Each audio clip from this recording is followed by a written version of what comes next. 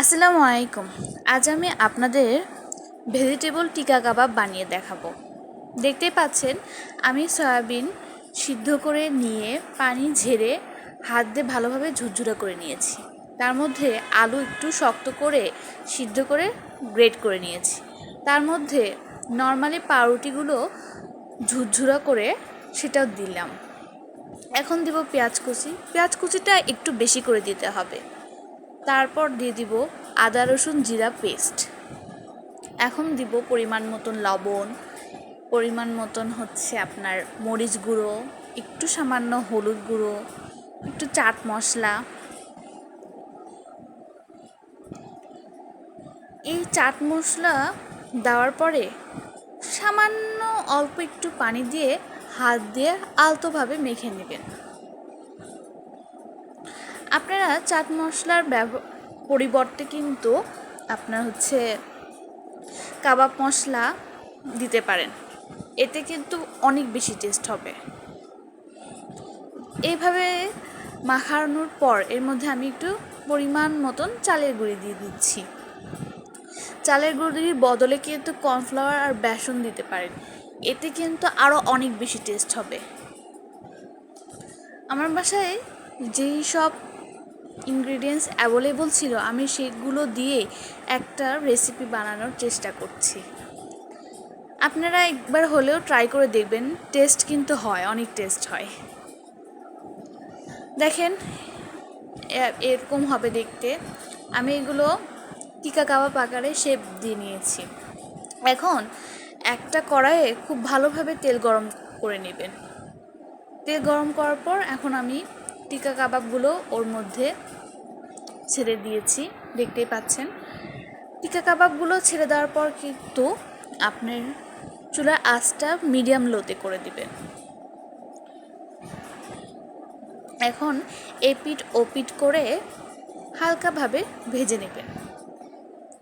আপনারা চাইলে এই টিকা কাবাব দিয়ে কিন্তু অনেক কিছুই বানিয়ে নিতে পারেন। ভাত আর পোলাওর সাথে তো ভালো লাগবেই, তাছাড়াও আপনারা এটা দিয়ে হচ্ছে হোমমেড স্টাইলে ভেজিটেবল বার্গার বানাতে পারেন, স্যান্ডউইচ বানাতে পারেন, অনেক টেস্ট হয় কিন্তু।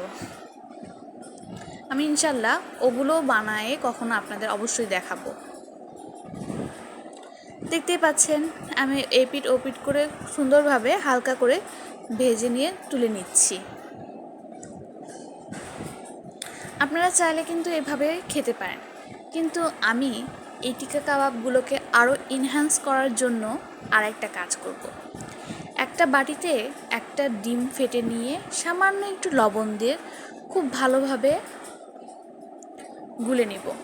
দেখতেই পাচ্ছেন এখন ওই টিকা কাবাবগুলো এই ডিমের মধ্যে ভিজিয়ে নিয়ে তেলের মধ্যে আবার ছেড়ে দিব।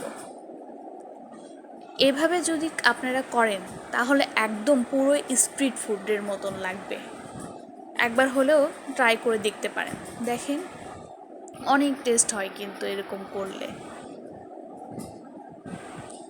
এই তো এখন আমি আমার হাতের সাথে একটু ডিম ভরে নিয়ে উপর থেকে একটু ছিটাই দিব, এতে একটু জালি জালি টাইপের হবে।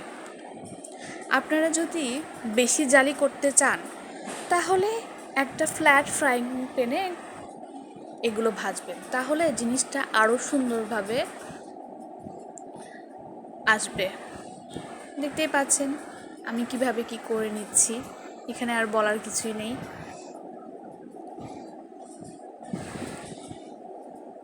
আমার কথার মধ্যে একটু জড়তা এখনও আছেই, যায়নি এখনও পুরোপুরি। আমি সেজন্য আন্তরিকভাবে দুঃখিত, আপনাদের সবার কাছে মাফ করবেন আমায়।